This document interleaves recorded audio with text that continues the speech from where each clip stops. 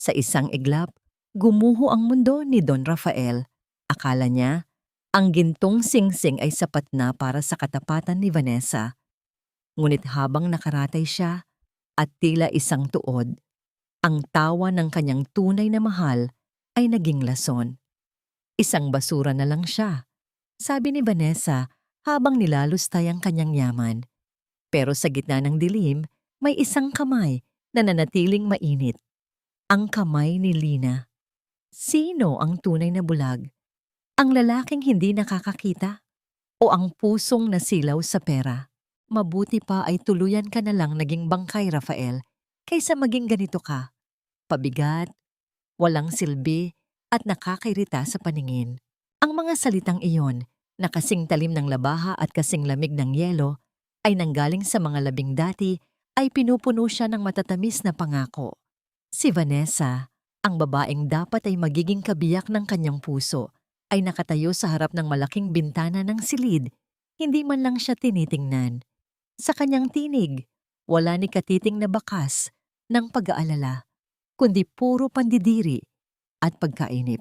Sa ilalim ng makapal na kumot, nanatiling estatwa ang katawan ni Don Rafael Alonso. Walang kahit isang daliri ang gumalaw, walang kurap ang mga mata, at pinanatili niya ang mabagal at tila nahihirapang paghinga. Ngunit sa loob ng kanyang dibdib, ang kanyang puso ay tila pinipiga ng malalaking kamay. Bawat salita ni Vanessa ay isang sampal na gumigising sa kanya mula sa isang mahabang panaginip. Eksakto sa sandaling iyon, bumukas ang pinto ng marahan. Pumasok si Lina, ang kanilang katulong na palaging nakayuko, at tila anino lamang sa loob ng mansyon. May dala siyang palanggana ng maligamgam na tubig at malinis na bimpo. Hindi siya tumingin kay Vanessa. Ang kanyang buong atensyon ay nakatuon sa lalaking nakahiga sa kama. Ang lalaking dati ay tinitingala ng buong bansa, ngunit ngayon ay tila itinapon na ng tadhana. Lumuhod si Lina sa tabi ng kama. Maingat, na tila humahawak ng isang mamahaling kristal, kinuha niya ang kanang kamay ni Rafael.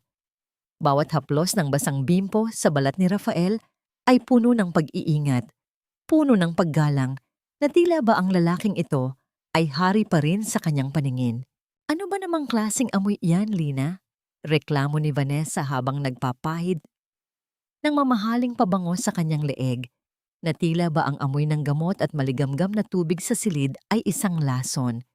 Bakit mo pa ba pinaghihirapan ang taong hindi naman makakaramdam niyan? Sayang lang ang oras mo.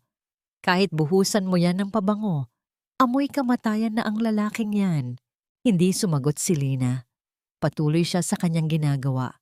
Sa bawat dampi ng bimpo, may kasamang panalangin na tila ba naririnig ni Rafaela sa kailalim-aliman ng kanyang diwa. Napansin ni Rafael ang panginginig ng mga kamay ni Lina. Isang patak ng mainit na luha ang biglang bumagsak sa braso ni Rafael mula kay Lina. Isang luhang hindi para sa sariling hirap, kundi para sa kalagayan ng kanyang amo. Ma'am Vanessa, tao pa rin po si Don Rafael. Mahinang sagot ni Lina. Ang tinig ay basag, ngunit may paninindigan. Nararamdaman man niya o hindi, tungkulin ko pong alagaan siya ng maayos. Iyon lang po ang tanging magagawa ko para sa kanya. Tumawa ng mapakla si Vanessa, isang tunog na mas masakit pa sa hagupit ng latigo. Tungkulin? Napakababaw mong tao, Lina. Bagay nga kayo. Ang isa, tuod na walang silbi. Ang isa naman, aliping walang ambisyon. Magtiis kayo rito sa bahay na ito habang may makukuha pa ako. Dahil oras na makuha ko ang pirma ng abogado, itatapon ko kayong dalawa sa kalsada. Naglakad palabas si Vanessa. Ang tunog ng kanyang matitigas na takong sa sahig ay tila bawat hakbang ng isang mapang-aping Panginoon. Nang sumara ang pinto, nabalot muli ng katahimikan ng silid. Isang katahimikang mabigat at nakakasuffocate. Nararamdaman ni Rafael ang bawat paggalaw ni Lina. Inayos ng dalaga ang kanyang unan, pinunasan ng kanyang noo, at sa huli, naramdaman ni Rafael ang paglapat ng noo ni Lina sa kanyang kamay. Ang init ng balat nito, at ang basang bakas ng luha ay naging kaisa ng kanyang sariling pighati.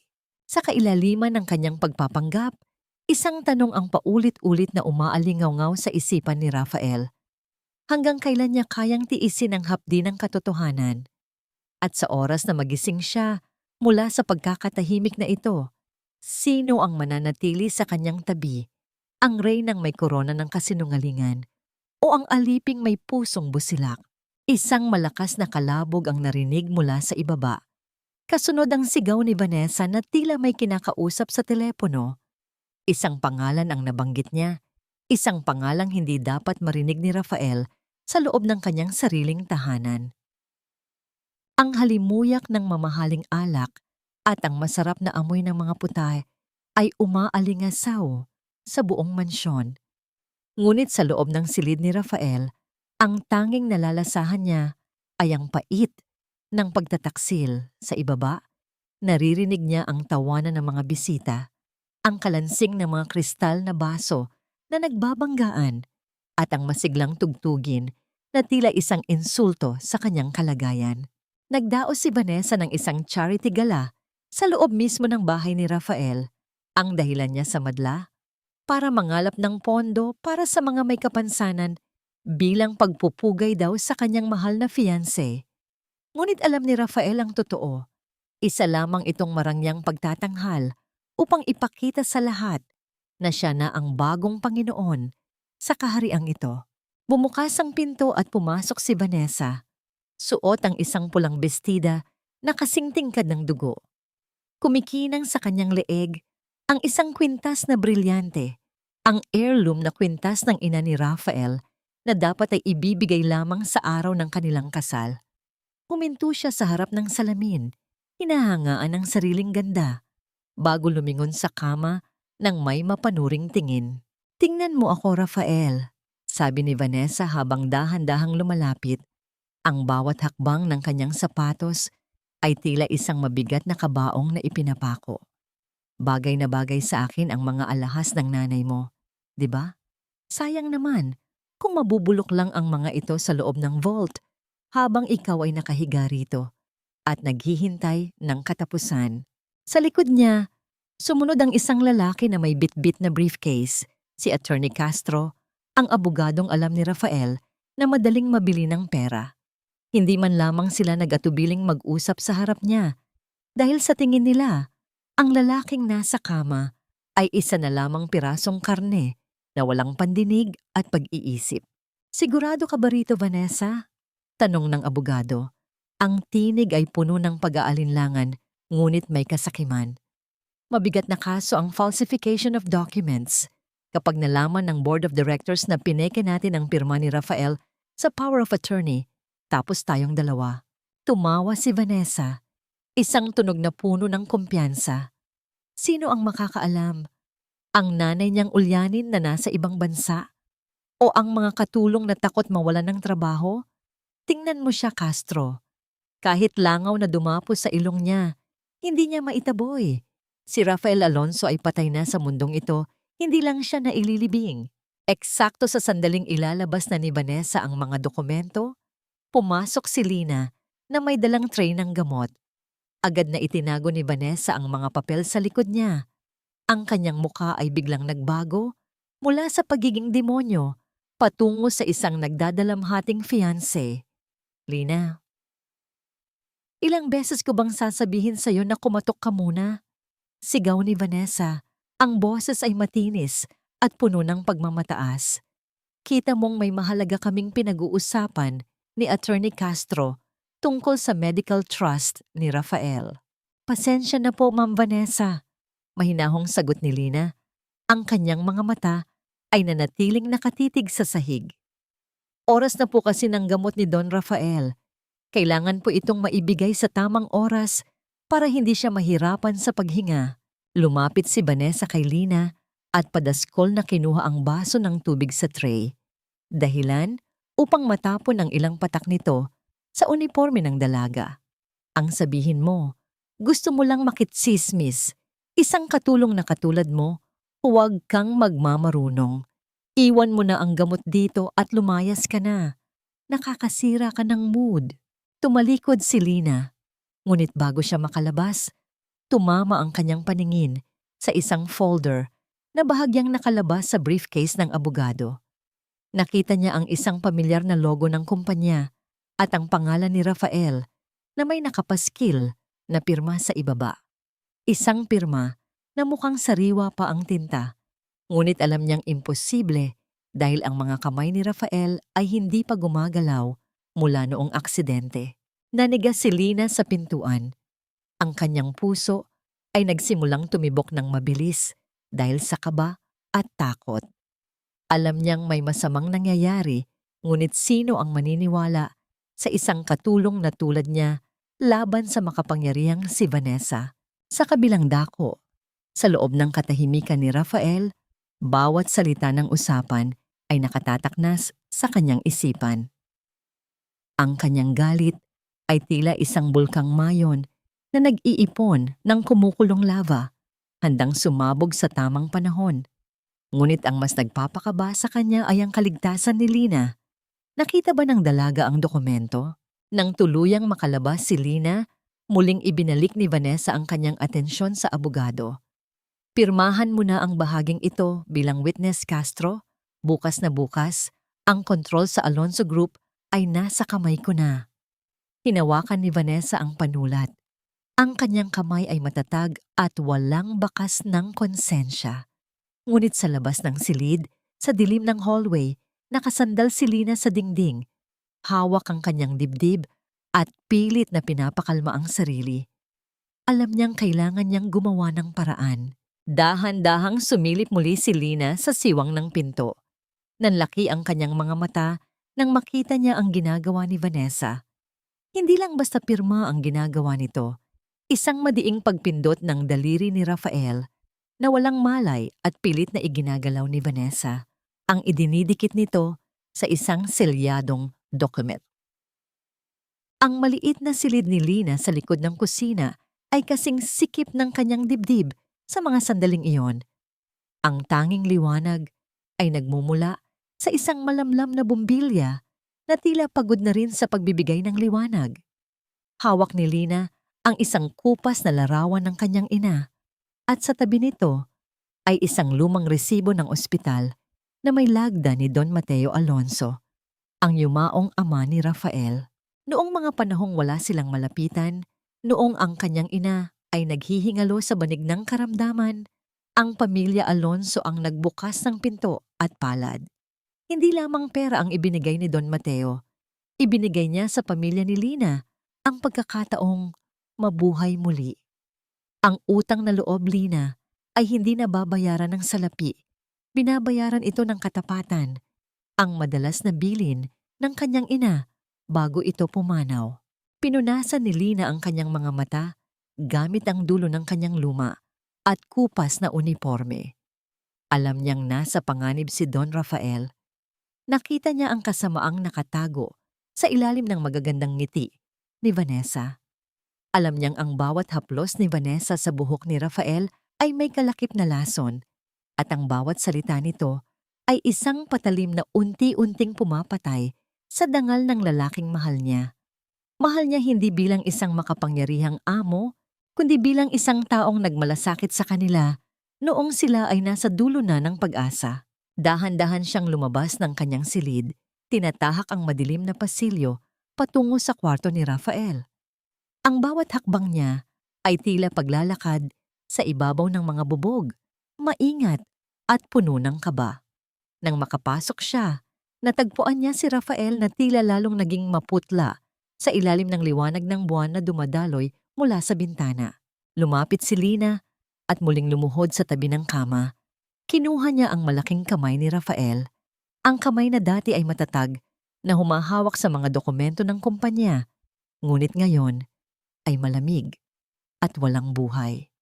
Idiniin niya ang kanyang pisngi sa palad nito. Don Rafael, bulong niya, ang kanyang tinig ay halos hindi marinig sa katahimikan ng gabi. Patawarin niyo po ako kung wala akong sapat na lakas para protektahan kayo ng hayagan. Pero asahan niyo po, hanggat may hininga ako, hindi ko hahayaang tuluyan nilang nakawin ang lahat sa inyo. Hindi ko po kayo iiwan kahit anong mangyari. Sa loob ng kanyang katahimikan, naramdaman ni Rafael ang bawat panginginig ng boses ni Lina. Ang init ng pisngi ng dalaga sa kanyang palad ay tila isang kuryenteng nagbibigay ng buhay sa kanyang nanlalamig na katawan. Gusto niyang ikurap ang kanyang mga mata. Gusto niyang hawakan ang buhok ni Lina at sabihing naririnig niya ito. Ngunit alam niyang kailangan pa niyang magtiis. Biglang bumukas ang pinto ng malakas at ang liwanag mula sa hallway ay tumama sa kanila. Nakatayo roon si Vanessa. Suot pa rin ang kanyang pulang bestida, ngunit ngayon ay gulo na ang kanyang buhok at ang kanyang mga mata ay nanlilisik sa galit. Anong eksena ito, Lina? Sigaw ni Vanessa. Ang kanyang boses ay tila isang matalim na hiyaw na bumasag sa katahimikan. Bakit mo hinahawakan ang fiancé ko ng ganyan? Anong pinalalabas mo na ikaw ang nag-aalaga sa kanya habang ako ay nasa labas? Mabilis na tumayo si Lina. Ang kanyang puso ay tila gustong tumalon palabas ng kanyang dibdib. Ma'am Vanessa, chinecheck ko lang po kung maayos ang higa ni Don Rafael. Napansin ko po kasing medyo nanginginig ang kanyang mga kamay.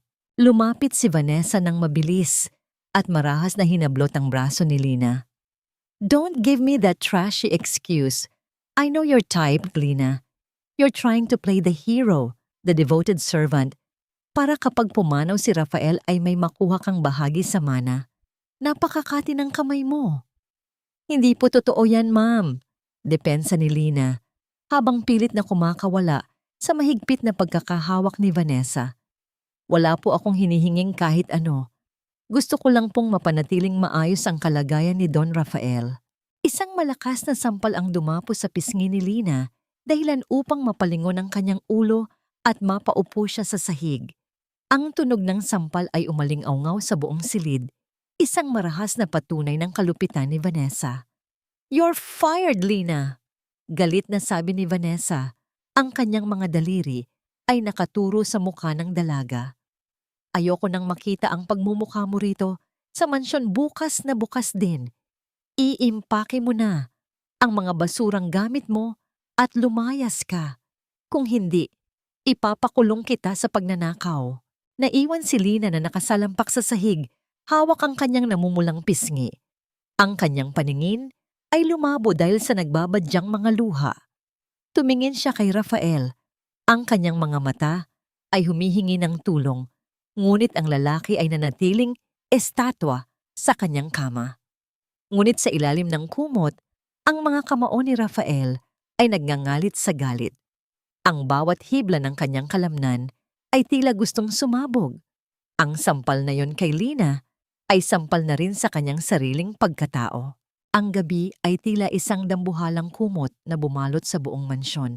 Ngunit para kay Lina, ito ang huling gabing maaari niyang malanghap ang hangin sa silid na ito. Sa kabila ng utos ni Vanessa na lumayas siya, hindi niya magawang iwanan si Rafael ng ganoon na lamang. Alam niyang sa oras na mawala siya, wala nang magiging kalasag ang lalaki laban sa mga lobong naglipa na sa paligid nito. Nakaupo si Lina sa sahig.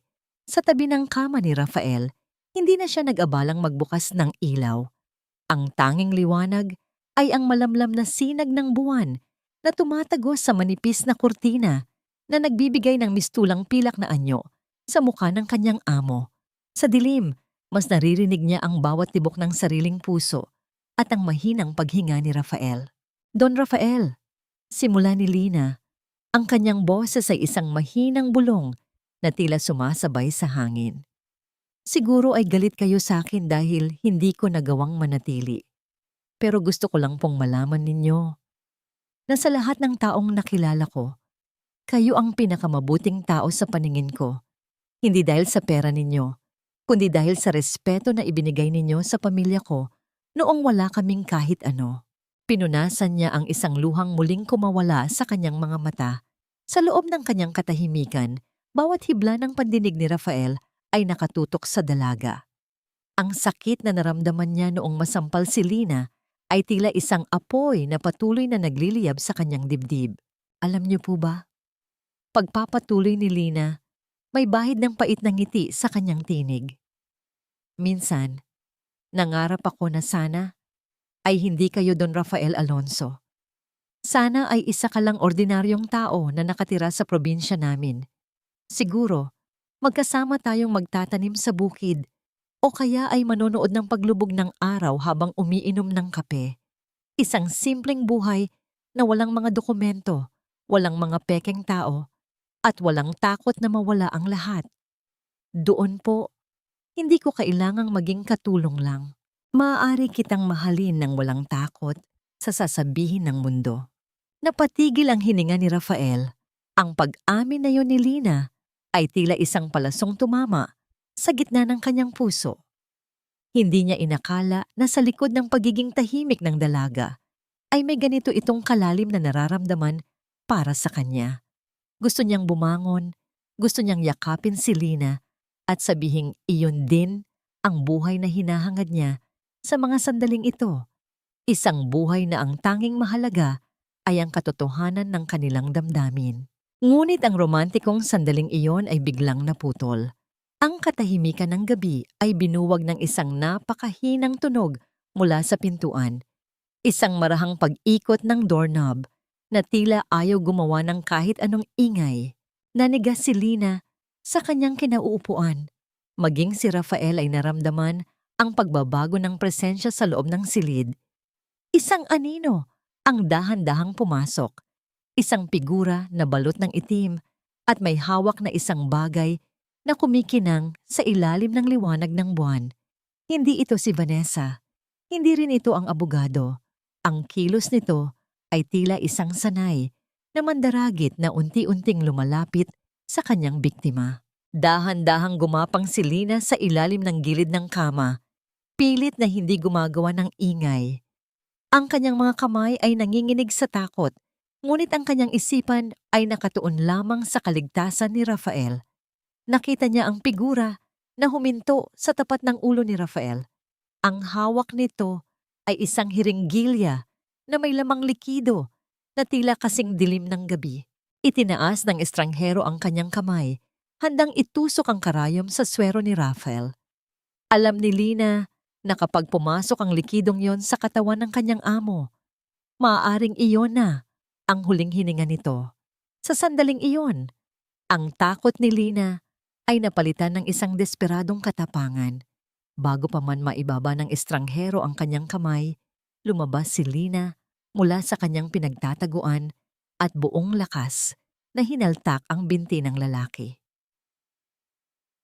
Sa gitna ng madilim na silid, ang desperasyon ni Lina ay naging isang puwersang hindi niya inakalang taglay niya. Sa bawat lakas ng kanyang pagkapit sa binti ng estranghero, nararamdaman niya ang matigas na sapatos nito na tumatama sa kanyang balikat at braso, ngunit hindi siya bumitaw. Ang bawat sipa ay tila isang paalala na siya lamang ang tanging harang sa pagitan ng buhay at kamatayan ni Don Rafael. Nabitawan ng estranghero ang hiringgilya at ang tunog ng pagbagsak nito sa makapal na alpombra ay tila isang babala. Dahil sa gulat at galit, pilit na iwinaksi ng lalaki si Lina, dahilan upang tumama ang likod ng dalaga sa gilid ng matigas na mesa. Isang matalas na kirot ang gumuhit sa kanyang katawan, ngunit bago pa man makabawi ang lalaki, ay nagsimulang sumigaw si Lina ng buong lakas, humihingi ng saklolo na tila ba ang kanyang boses ang tanging sandata na natitira. Dahil sa takot na mahuli, mabilis na tumakas ang figura patungo sa bintana, nilumpalan ng balkonahe at nawala sa dilim ng gabi. Naiwan si Lina na hinihingal. Ang kanyang mga kamay ay nanginginig habang pilit na gumagapang patungo sa hiringgilya upang itago ito bilang ebidensya. Ngunit hindi pa man siya nakakatayo, bumukas ang pinto at bumaha ang liwanag sa loob ng silid. Doon ay nakatayo si Vanessa, na tila ba kanina pa naghihintay sa labas, kasunod ang ilang mga security guard. Sa halip na magtanong kung ano ang nangyari, ang kanyang mukha ay napuno ng isang mapanuring ngiti na agad din niyang pinalitan ng kunwaring sindak. "Diyos ko! Anong ginawa mo, Lina?" Hiyaw ni Vanessa habang itinuturo ang nagulong silid at ang hiringgilya sa kamay ng dalaga. Kaya pala ayaw mong umalis dahil may balak kang tapusin ang buhay ni Rafael. Mga kuya, tingnan ninyo. Nahuli natin siyang may hawak na lason. Hindi po totoo yan, Ma'am Vanessa. Hirap na sagot ni Lina habang pilit na tumatayo sa kabila ng sakit ng kanyang likod. May pumasok na lalaki. Sinubukan niyang saktan si Don Rafael. Ipinagtanggol ko lang po siya. Sinungaling! Ang matinis na tinig ni Vanessa ay umalingaw-ngaw, isang tinig na puno ng lason. Sino ang maniniwala sa isang katulong na pilit na nananatili rito kahit pinalayas na? Malinaw na ikaw ang may gawa nito. Ngunit ang tensyon sa pagitan ng dalawa ay biglang naputol ng isang maringal at awtoritanyong tinig ang narinig mula sa likuran ng mga guard. Anong kaguluhan ito sa bahay ng anak ko? Dahan-dahang humawi ang mga tao at lumitaw si Doña Aurora Alonso. Ang kanyang suot na itim na bestida ay kasing tigas ng kanyang ekspresyon at ang kanyang mga mata na tila nakakakita ng bawat kasinungalingan ay dahan-dahang lumingon mula kay Vanessa patungo sa duguang si Lina. Si Doña Aurora ang reyna ng pamilya Alonso, isang babaeng kilala sa pagiging mahigpit at walang pasubali pagdating sa dangal ng kanilang pangalan. Ang kanyang pagbabalik mula sa ibang bansa ay isang sorpresang hindi inaasahan ni Vanessa at maging ni Rafael na nakikinig lamang. Mama, buti at dumating kayo. Agad na lumapit si Vanessa at kumapit sa braso ng matanda na tila isang biktima. Itong katulong na ito, sinubukang patayin si Rafael. Buti na lang at dumating kami sa tamang oras. Tumingin si Doña Aurora kay Rafael na nananatiling tahimik sa kama. Pagkatapos ay kay Lina na nakayuko at hawak ang nasaktang braso. Lumapit ang matanda kay Lina. Ang tunog ng kanyang baston sa sahig ay tila bawat tibok ng orasan na nagbibigay ng hatol. Kinuha ni Doña Aurora ang hiringgilya mula sa nanginginig na kamay ni Lina. Pinagmasdan niya ito ng matagal bago muling tumingin sa dalaga. Sa tingin mo ba, sa dumi ng hitsura mo at sa baba ng katayuan mo, ay maniniwala ako na ang isang tulad mo ang magliligtas sa anak ko? Ang mga salitang yon ni Doña Aurora ay mas masakit pa sa sipa ng estranghero para kay Lina. Nadama niya ang matinding hiya at kawalang pag-asa. Palabasin ang babaeng iyan. Utos ni Doña Aurora sa mga guard. Ang kanyang tinig ay walang emosyon. Dalhin siya sa kusina at huwag hahayaang makalapit muli sa silid na ito hanggat hindi ko nabibigyan ng linaw ang lahat. At Vanessa, sumunod ka sa akin. Gusto kong malaman kung bakit ganito kalala ang seguridad sa bahay na ito sa ilalim ng iyong pamamahala.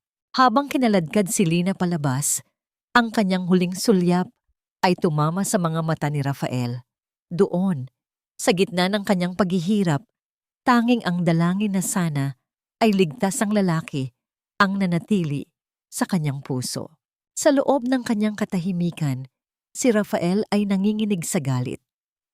Alam niyang ang kanyang ina ay naging biktima rin ng manipulasyon ni Vanessa. Ngunit alam din niyang ang pagdating ni Doña Aurora, ang huling piraso ng puzzle na kailangan niya upang tapusin ang larong ito. Ngunit ang mas mahalagang tanong ay ito, paano niya maililigtas si Lina mula sa puot ng kanyang sariling ina? Ang dumi ng iyong nakaraan ay hindi kailanman mabubura ng kahit anong kunwaring malasakit. Dahil sa huli, ang isang tanso ay mananatiling tanso kahit pa isawsaw mo ito sa ginto. Ang mga salitang iyon ni Doña Aurora ay tila mga karayom na isa-isang tumaba sa puso ni Lina habang siya ay nakaluhod sa gitna ng malawak na salas ng mansyon. Sa itaas ng kanyang ulo, ang malaking chandelier ay nagbibigay ng liwanag na tila humuhusga sa kanyang bawat galaw. Nakatayo sa kanyang harap ang matanda, hawak ang baston na may ulong ginto, habang sa tabi nito ay nakangiti ng mapang-api si Vanessa. Hindi sumasagot si Lina. Ang kanyang mga mata ay nakapako sa makintab na sahig, kung saan nakikita niya ang sariling refleksyon. Isang babaeng pagod, may pasa sa braso, at tila pasa ng buong daigdig. Ang utos ni Doña Aurora ay malinaw. Bago siya tuluyang palayasin, kailangang linisin ni Lina ang buong mansyon ng mag-isa bilang kabayaran sa gulong idinulot niya sa silid ni Rafael. Mama, masyado kayong mabait sa kanya. Singit ni Vanessa. Ang kanyang boses ay tila isang malambing na lason. Kung ako ang masusunod, ipinakulong ko na. Yan kagabi pa. Alam niyo po ba? Balita rito sa mansyon na may lihim na pagtingin yan kay Rafael. Kaya siguro ayaw umalis. Umaasang magiging donya rin balang araw. Isang mapait na tawa ang kumawala sa mga labi ni Doña Aurora. Ambisyosa. Iyan ang sakit ng mga taong walang pinag-aralan. Akala nila ang pag-ibig ay sapat na para burahin ang agwat ng dugo at yaman. Lina, tandaan mo ito. Ang pamilya Alonso ay hindi tumatanggap ng basura sa kanilang hapag. Tapusin mo ang iyong trabaho at pagkatapos ay lumayas ka nang hindi lumilingon. Sa loob ng kanyang silid, naririnig ni Rafael ang bawat salita sa pamamagitan ng nakabukas na pinto ng kanyang silid. Ang bawat pangungutya ng kanyang ina ay tila isang latigo na humahagupit sa kanyang sariling dangal. Gusto niyang sumigaw. Gusto niyang sabihin na si Lina ang nagligtas sa kanya.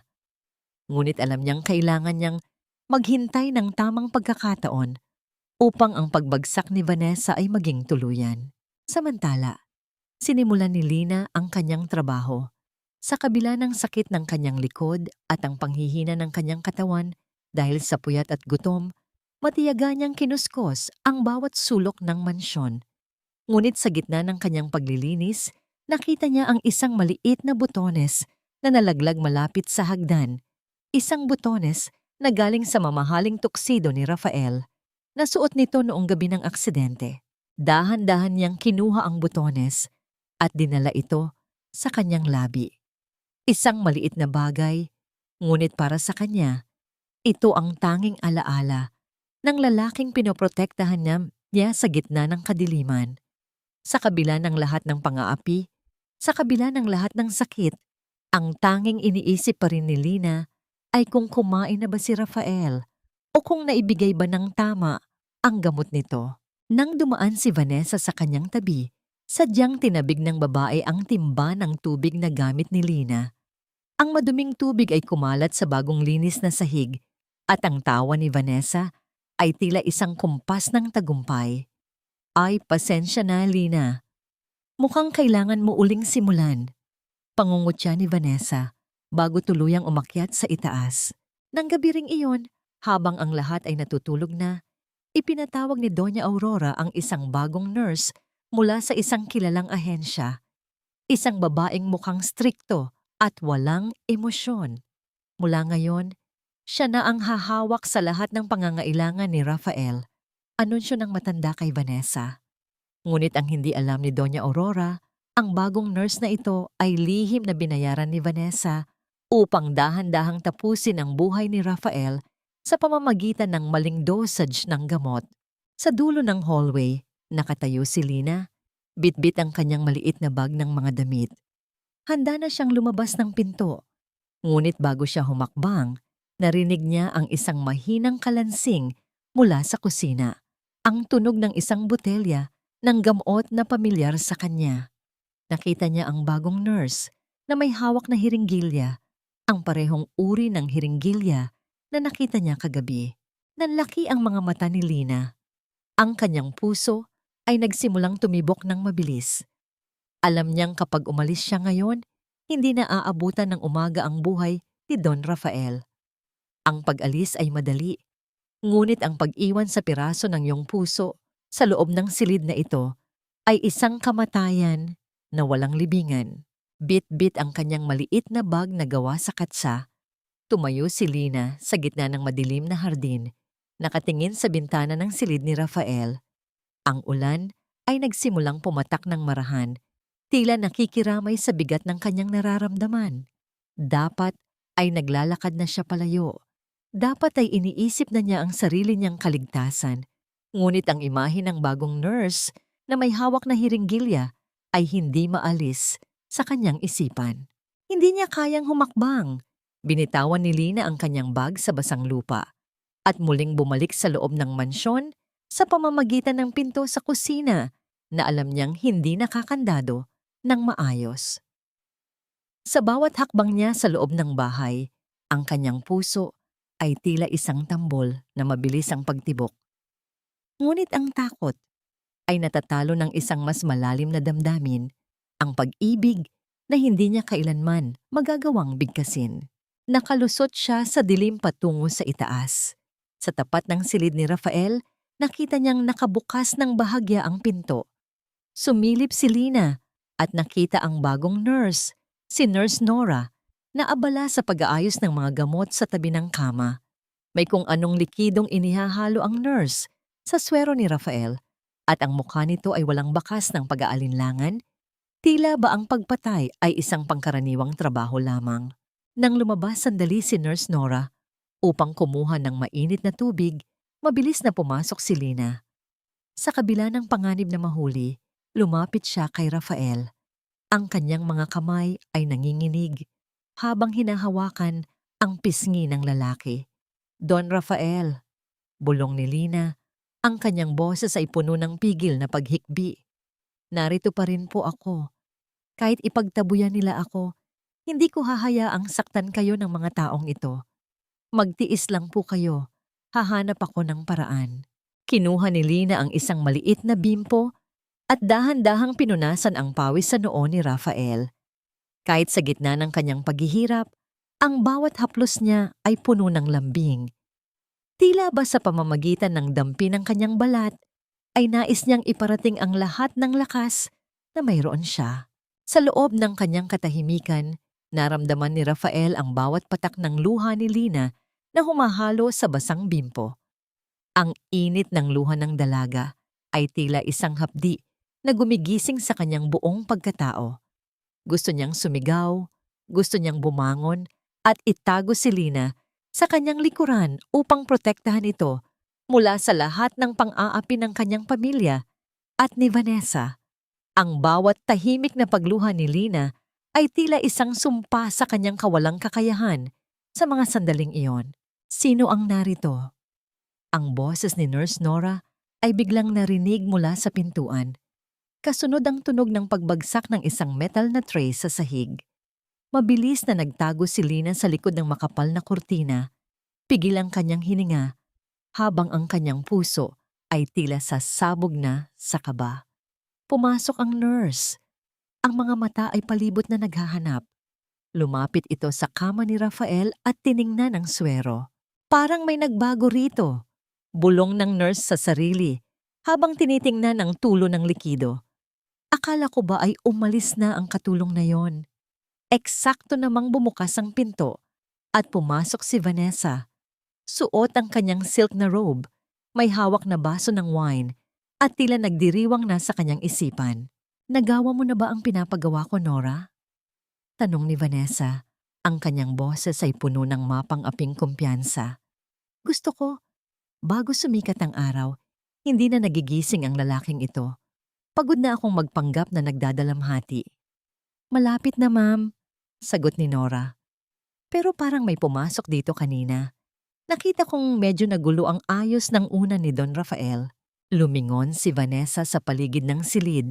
Ang kanyang mga mata ay nanlilisik habang dahan-dahang lumalapit sa kinalalagyan ng kurtina kung saan nakatago si Lina. Ang bawat hakbang ni Vanessa ay tila isang hatol ng kamatayan para sa dalaga. Sa ilalim ng kumot, ang mga daliri ni Rafael ay nagsimulang manginig ng bahagya. Isang bagay na hindi napansin ng dalawang babae dahil sa kanilang pagtuon sa aninong nasa likod ng kurtina. Ang kamatayan ay hindi laging dumarating sa anyo ng karamdaman. Kung minsan, suot nito ang maskara ng isang kasunduan sa gitna ng dilim. Dahan-dahang itinaas ni Vanessa ang kanyang kamay. Ang kanyang mga daliri ay tila mga kuko ng isang ibon na handang sumunggab sa kanyang biktima. Ang bawat pulgada ng paglapit niya sa makapal na kurtina ay tila isang segundong binabawas sa hininga ni Lina. Sa loob ng pinagtataguan, naramdaman ni Lina ang malamig na pawis na dumadaloy mula sa kanyang sentido at ang kanyang mga mata ay mariing nakapikit habang ang kanyang mga kamay ay nakatakip sa kanyang sariling bibig upang pigilan ang anumang tunog ng paghinga. Ngunit bago pa man mahila ni Vanessa ang tela, isang matalim na katok ang bumasag sa tensyon ng silid. Bumukas ang pinto at iniluwan nito si Doña Aurora. Suot ang kanyang kulay abong pantulog. Ang kanyang muka ay puno ng pag-aalinlangan. Vanessa, bakit gising ka pa sa oras na ito? At bakit narito ang nurse sa gitna ng gabi? Tanong ng matanda. Ang kanyang boses ay tila isang hatol na nagpatahimik sa buong silid. Agad na binawi ni Vanessa ang kanyang kamay mula sa kurtina at hinarap ang matanda ng may pilit na ngiti. Mama, chinecheck ko lang po si Rafael. Sabi kasi ni Nora, parang nagbago raw ang kulay ng kanyang balat. Nag-aalala lang ako. Lumapit si Doña Aurora sa kama ng kanyang anak. Pinagmasdan niya ang mukha ni Rafael. Pagkatapos ay tumingin siya kay Nurse Nora. May kung anong hindi maipaliwanag na pakiramdam ang dumaloy sa matanda. Isang kutob ng isang ina na may mali sa kanyang paligid. Mama, napag-isipan ko na po ang mungkahi ni Attorney Castro kanina. Simula ni Vanessa, dahan-dahang ginigiyahan ang matanda palayo sa kama. Sa tingin ko po, mas makabubuti kay Rafael kung dadalhin natin siya sa isang private facility sa Tagaytay. Isang bahay kalinga na may kompletong kagamitan. Dito po kasi sa mansyon, masyadong marami ang istorbo. Maging ang mga katulong ay nagiging banta sa kanyang seguridad. Sa likod ng kurtina, nanlaki ang mga mata ni Lina. Alam niyang kapag nailipat si Rafael sa pasilidad na yon, mawawalan na siya ng pagkakataong bantayan ito. Iyon ang magiging dulo ng buhay ng lalaki. Isang bahay kalinga? Ulit ni Doña Aurora, may bahid ng pait sa kanyang tinig. Ipapamigay mo ang fiancé mo sa mga estranghero dahil lang sa tingin mo ay istorbo ang mga katulong? Vanessa, ang mansyong ito ay itinayo ni Mateo para sa kanyang pamilya. Walang Alonso ang mamamatay sa labas ng bahay na ito. Pero mama, isipin niyo naman ang kalusugan niyo. Pagpapatuloy ni Vanessa, ang kanyang boses ay naging mabulaklak at puno ng mapanlinlang na pag-aalala. Stress na po kayo. At tingnan niyo si Rafael. Hindi po ba mas masakit makita siyang ganito araw-araw? Sa facility, mas mapapangalagaan siya ng maayos nang hindi kayo nahihirapan. Habang nagtatalo ang dalawa, dahan-dahang gumapang si Lina sa ilalim ng kama, pilit na hindi gumagawa ng kahit anong ingay sa makapal na karpet. Mula sa kanyang kinalalagyan, nakita niya ang isang maliit na vial ng gamot na nalaglag mula sa bulsa ni Nurse Nora. Mabilis itong kinuha ni Lina, isang ebidensya na maaring magligtas kay Rafael. Biglang lumingon si Doña Aurora sa direksyon ng kama. Ano yon? Tanong niya, nang makarinig ng isang mahinang kaluskos. Wala po mama, baka hangin lang sa labas, sagot ni Vanessa, habang pilit na itinutulak ang matanda palabas ng silid. Sige na po, magpahinga na kayo. Kami na ni Nora ang bahala rito. Nang tuluyang makaalis ang matanda, humarap si Vanessa kay Nora nang may galit na mukha. Siguraduhin mong bukas na bukas ay handa na ang lahat ng papeles. Ayoko nang makita ang lalaking ito sa susunod na gabi. At Nora, huwag kang mag-iiwan ng bakas. Sa loob ng kanyang katahimikan, naramdaman ni Rafael ang isang mabilis na pisil sa kanyang binti. Isang senyas mula kay Lina na naroon pa rin ito sa ilalim ng kama. Ang kanyang puso ay tila gustong sumabog sa pinaghalong takot at pasasalamat. Ngunit ang cliffhanger ay dumating nang biglang tumigil si Nurse Nora sa pag-aayos ng gamot at tumingin ng diretso sa ilalim ng kama. Ang kanyang mga mata ay nanlaki nang makita ang dulo ng damit ni Lina na hindi lubos na naitago. Ma'am Vanessa, bulong ni Nora, habang dahan-dahang yumuyuko. May daga tayong hindi nakalabas ng kwarto. Sabi ko na nga ba, ang mga peste ay hindi basta-basta nawawala hanggat hindi binubudburan ng lason ang kanilang lungga. Ang tinig ni Vanessa ay tila isang matalim na kuko na kumakalmot sa sahig habang dahan-dahan siyang yumuyuko upang harapin ang dilim sa ilalim ng kama. Sa isang marahas na galaw, hinablot niya ang braso ni Lina at buong lakas itong kinaladkad palabas. Ang katawan ni Lina ay tumama sa matigas na paa ng kama, ngunit wala siyang boses na inilabas. Tanging ang mahigpit na pagkuyom ng kanyang palad sa maliit na vial na kanyang nakuha ang mahalaga sa mga sandaling iyon. Anong ginagawa mo rito, Lina? Hindi ka lang pala ambisyosa, isa ka ring magnanakaw at stalker. Sigaw ni Vanessa, habang pilit na kinukuha ang anumang hawak ng dalaga. Ngunit mabilis na naitago ni Lina ang vial sa loob ng kanyang medyas bago pa man ito makita ng sinuman. Wala po akong kinuha, Ma'am Vanessa. Hirap na sagot ni Lina. Ang kanyang boses ay nanginginig dahil sa sakit ng kanyang braso. Gusto ko lang pong makasiguro na ligtas si Don Rafael. Nakita ko po si Nurse Nora na may inihahalo sa kanyang gamot na hindi ko pamilyar. Isang malutong na tawa ang pinakawalan ni Vanessa. Isang tunog na puno ng pangungutya na umalingaw-ngaw sa tahimik na silid. At sa tingin mo, pakikinggan ka? Ikaw na isang hamak na katulong laban sa isang lisensyadong nurse? Nora, tawagin mo ang mga guard. Gusto ko, sa kalsada na magpalipas ng gabi ang basurang ito.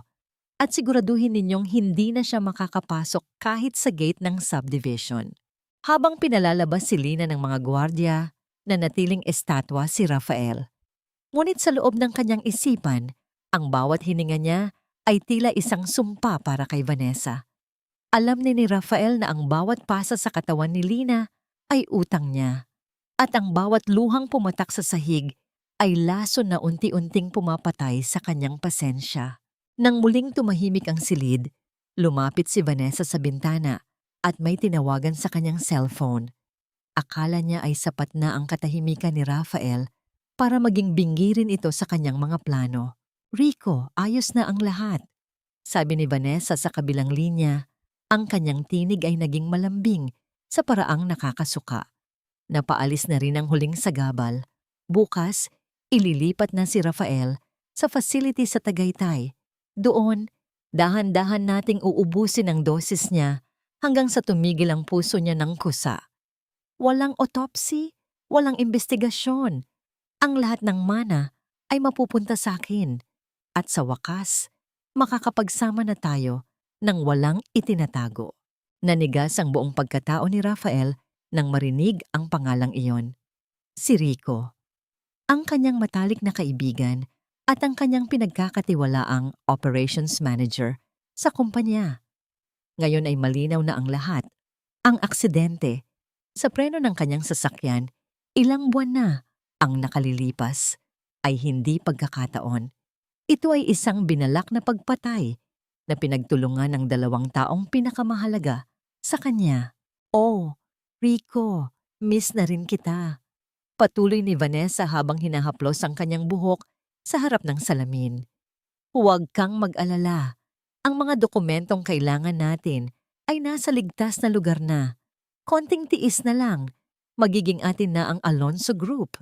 Nang mamatay ang tawag, humarap si Vanessa kay Rafael at lumapit sa kama. Hinawakan niya ang pisngi ng lalaki ng may mapanlinlang na haplos. Kawawa ka naman, Rafael. Ang talino mo sa negosyo. Pero pagdating sa pag-ibig, napakadali mong mapaniwala. Salamat sa mga brilyante, pero mas gusto ko ang lalaking nakakatayo at nakakayakap sa akin. Hindi ang tulad mong pabigat na lang sa mundo. Hindi alam ni Vanessa na sa ilalim ng kumot, ang mga mata ni Rafael na nakapikit ay tila nagniningas na uling sa galit. Alam na niya ang katotohanan at alam na niya kung sino ang kanyang tunay na kaaway. Ngunit ang mas mahalagang iniisip niya ay si Lina. Nasaan na ang dalaga? Saan ito pupunta sa gitna ng madilim na gabi na walang pera at walang matuluyan? Samantala, sa labas ng subdivision, nakaupo si Lina sa isang madilim na waiting shed Yakap-yakap ang kanyang sarili laban sa lamig ng madaling araw.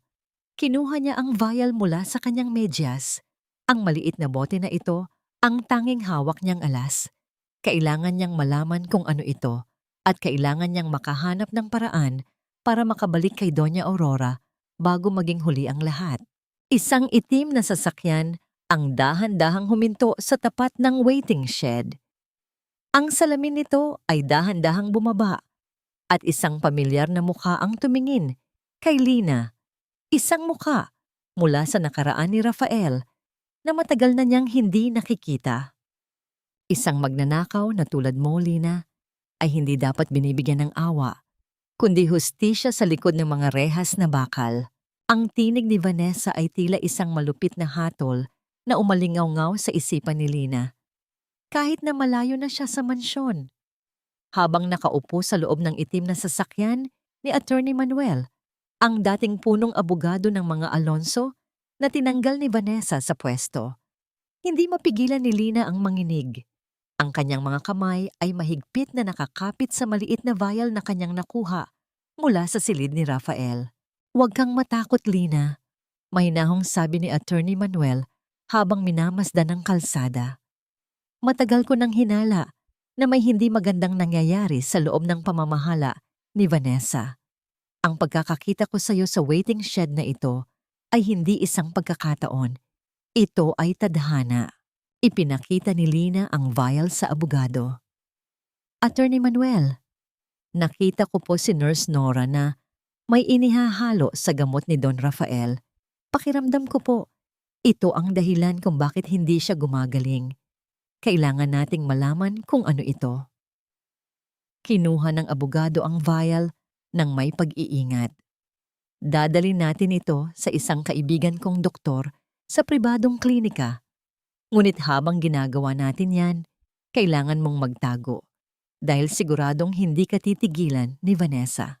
Samantala, sa loob ng mansyon ng mga Alonso, ang katahimikan ay binuwag ng isang matinis na tili mula sa silid ni Doña Aurora. Ang matanda ay nakatayo sa harap ng kanyang jewelry vault. Ang kanyang mukha ay maputla at ang kanyang mga kamay ay nanginginig. "Wala rito.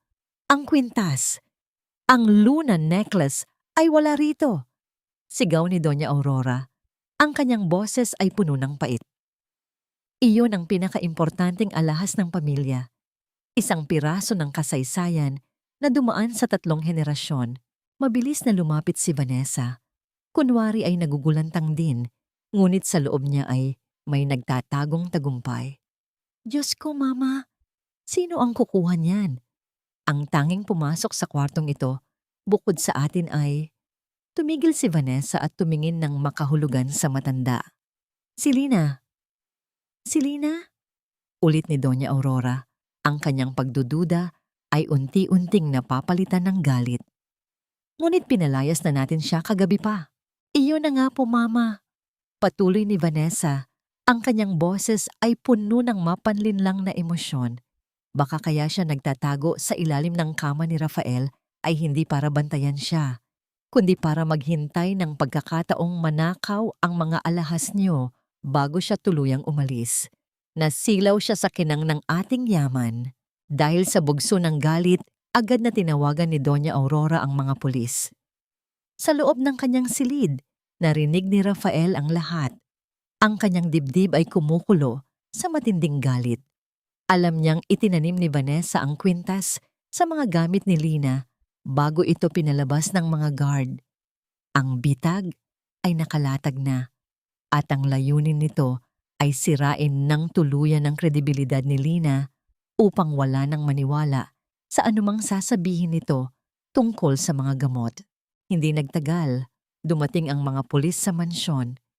Sa utos ni Vanessa, ibinigay niya ang address ng maliit na paupahan kung saan alam niyang pansamantalang tutuloy si Lina.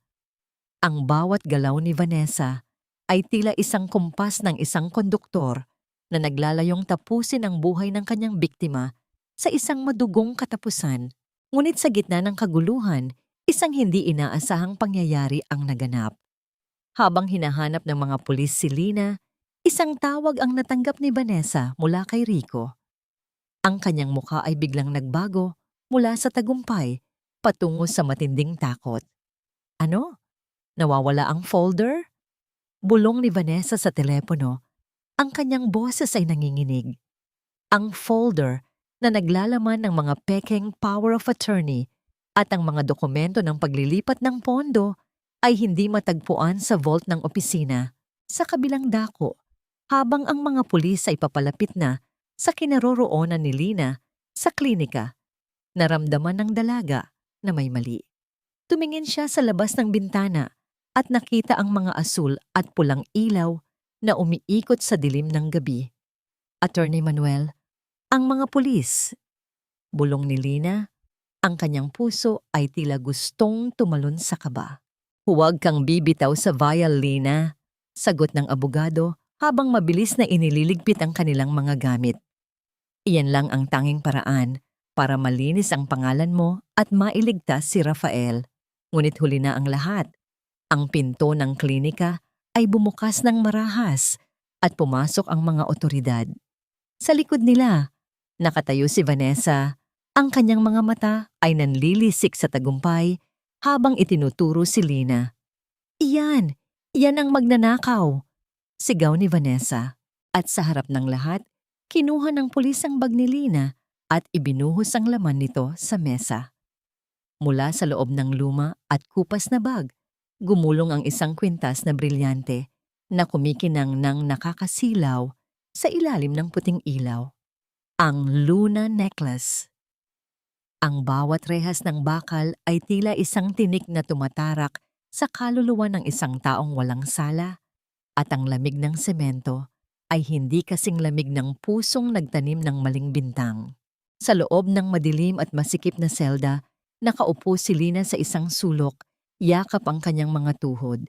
Ang ingay ng mga susi na kinakalampag ng gwardiya sa rehas ay tila isang malupit na paalala na siya ay nakakulong na. Ang kanyang luma at kupas na uniforme ay may mantsa na ng dumi, ngunit ang mas masakit ay ang mantsa sa kanyang dangal na pilit na dinudumihan ni Vanessa.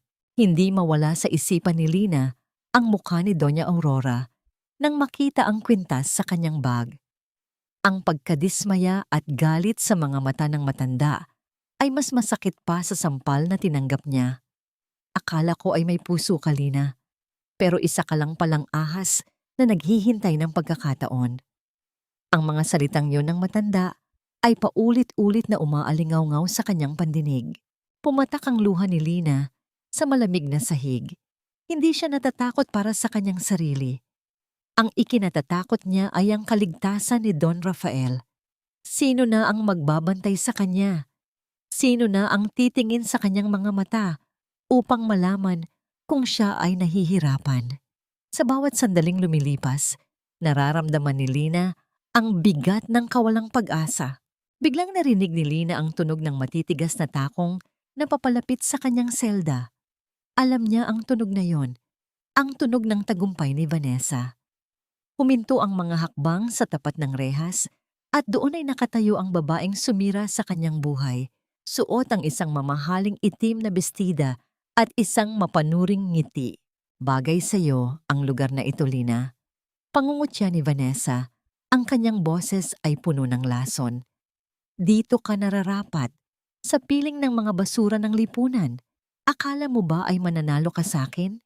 Isang hamak na katulong na nangarap maging prinsesa. Ma'am Vanessa, alam niyo po ang totoo? Mahinang sagot ni Lina, pilit na pinatatatag ang kanyang boses. Maaari niyo akong ipakulong, maaari niyo akong hiyain sa harap ng lahat, pero ang katotohanan ay hindi niyo kailanman mababaon sa limot. Alam ko ang ginagawa niyo kay Don Rafael. Tumawa si Vanessa. Isang tunog na kasing talim ng basag na kristal. Sino ang maniniwala sa isang magnanakaw? Bukas na bukas, ililipat na si Rafael sa Tagaytay. At bago matapos ang linggong ito, ang mansyong Alonso ay hindi na sa kanila. Ibinenta ko na ang lahat, Lina. At ang pera, mapupunta sa akin at kay Rico. Nanlaki ang mga mata ni Lina. Ibebenta niyo ang mansyon? Pero paano si Doña Aurora? Paano si Don Rafael? Wala na akong pakialam sa kanila.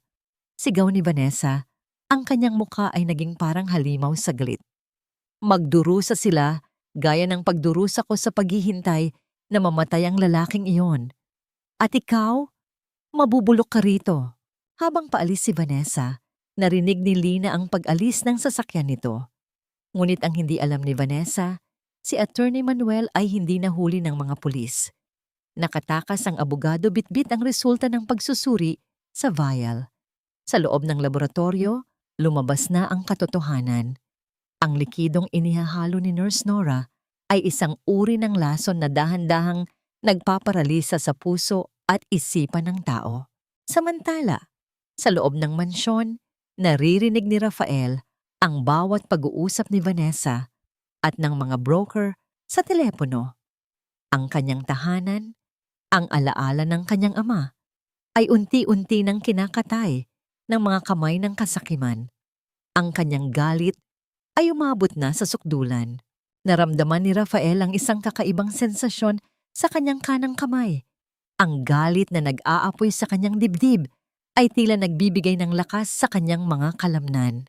Dahan-dahan, sa ilalim ng makapal na kumot, ang kanyang hintuturo ay gumalaw ng bahagya. Isang maliit na paggalaw, ngunit ito ang hudyat ng pagbangon ng isang leon. Ngunit ang oras ay mabilis na tumatakbo. Nakita ni Rafael mula sa siwang ng kanyang mga mata ang pagpasok ni Vanessa sa silid. Hawak ang isang makapal na tumpok ng mga papeles. Ito na ang huling dokumento na magtatanggal sa lahat ng pag-aari ng mga Alonso. Pirmahan na natin ito, Rafael. Bulong ni Vanessa habang dahan-dahang itinaas ang kamay ng lalaki upang idikit ang kanyang hinlalaki sa tinta. Ito na ang huling beses na mahahawakan mo ang iyong yaman. Akala mo ba, Rafael, matatalo mo ako?